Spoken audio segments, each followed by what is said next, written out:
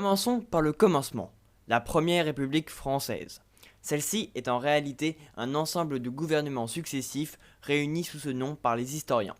Elle s'étale donc de septembre 1792 à mai 1804, et ses frontières, différentes d'aujourd'hui, ressemblent à cela.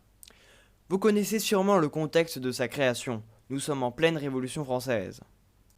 En août 1792, le palais des Tuileries est pris par les sans-culottes, ce qui annonce le funeste destin de la monarchie.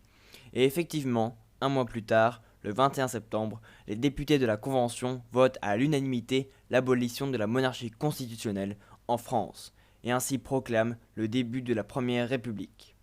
Voici les trois réels gouvernements compris dans cette République. La Convention nationale, du 21 septembre 1792 au 26 octobre 1795, durant laquelle le calendrier républicain sera officiellement utilisé et sera proclamée la Constitution de l'an 1. Le Directoire, du 27 octobre 1795 au 9 novembre 1799.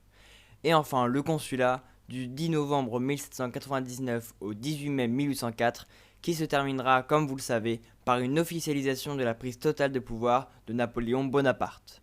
Cette première république aura vu naître en France les premières assemblées, qui donneront plus ou moins bien le pouvoir au peuple après des siècles de monarchie. La deuxième république est la république la plus courte qu'ait connue la France, puisqu'en effet, elle ne dura que 4 ans.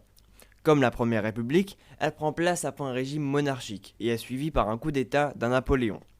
Cette république met un terme à la monarchie de Juillet après une grande manifestation et à l'abdication du roi qui s'enfuit en Angleterre. Et ainsi, le 24 février 1848, la deuxième république française est proclamée.